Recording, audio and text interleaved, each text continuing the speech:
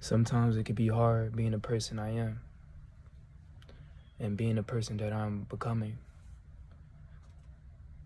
Now that I'm opening up myself more to being myself and to being a person that comes from a place of unconditional love and authenticity, it's going to get a little lonely, because I've been given a huge responsibility to be a leader, to be a light for others. And I know that the world, the unconscious collective, they're stuck in their illusions, and I don't blame them because it's the ego mind, and that's the ego mind's job, is to block them from feeling and understanding and presence.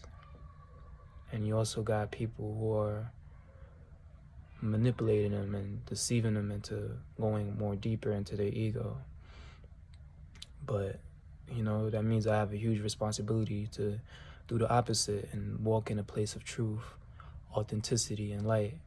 And everyone would not understand. Not everyone would match my energy. And that's one thing that was very that is one thing that was very discouraging for me. Even before I was, highly conscious, I always moved from a place of love and authenticity, and I just was a joyful person. And I didn't really have no hidden motives to take advantage of people, to deceive them, to manipulate them, and to doing things that I want to satisfy my ego. And that's how I always moved. That's how I always approached other people, as a real person, as a genuine person. And unfortunately, not everybody can move from that, because they're trapped in their mind. It's like an illness. So it's like I can't really hate them for it. I can't not love them for it, because when a person is sick, you don't treat them, you don't hate them for being sick if they're mentally ill and stuff like that. You can't get mad at them because they're stuck in their own delusions. And that's basically what it is for this world. Like, everybody is living in insanity, but they think it's normal. We're constantly drugged up in our foods. We constantly, made docile by our news. There's a whole lot of things that I could talk about. The chemicals, the chemicals, the drugs, the medicine, to drug you down, to make you even more docile.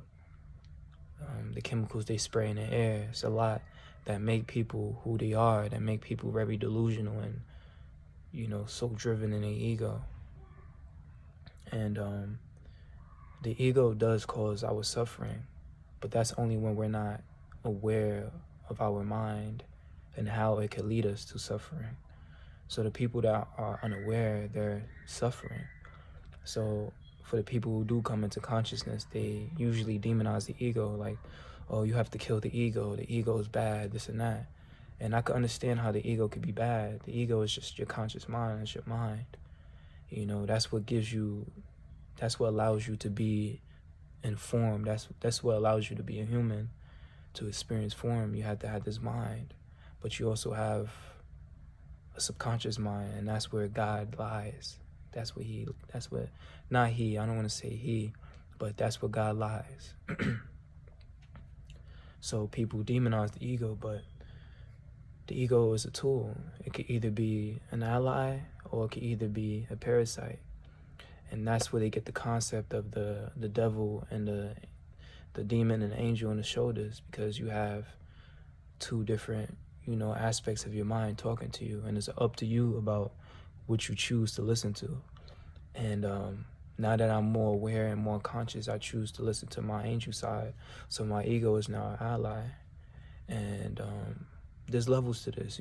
This process can be deepened, and I could learn more ways to integrate my ego with my higher self, and like my shadow, my higher self, my light self, whatever people call it. So going back to what I was saying, yes, it was discouraging, but now I have no fear, and I know that it just is what it is, and this is the process of God's plan. So I must play my role to its fullest core, whether people perceive me to be weird or whatever they want to perceive me as, to make me be discouraged to not being myself. It's not going to work. I'm going to continue being myself. I'm going to continue shining my light the best way I can, the best way I know. And whoever it is for, it will be for them, you know. People can't miss what's for them. And whoever is not ready, they're just not ready. And I'm no longer going to let it discourage me when people can't match my energy, because I understand that they're stuck in their own ways. They have some trauma that they haven't healed from.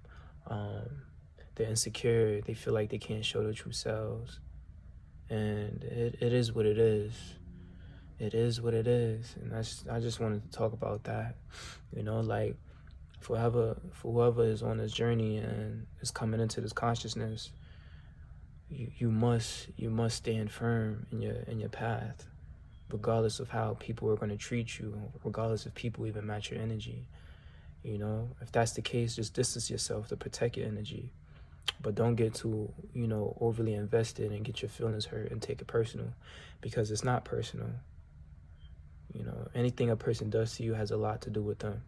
You know, whether they hurt you, they yell at you, they curse you out, they cheat on you, it's not necessarily because of you. It's because of what they're dealing within themselves. You know, they fighting their demons. They got skeletons in the closet that they haven't visited in years. So it is what it is, you feel me? Like, there's no point in getting so overly invested in it. You know, just see it for what it is, accept it for what it is, and keep pushing. Keep doing that, your divine job. And you're always employed by the Most High. So when you're out here carrying out God's work, just know that you will be taken care of on all angles, and that you're divinely favored and divinely protected. So keep doing your thing, guys. Much love and peace.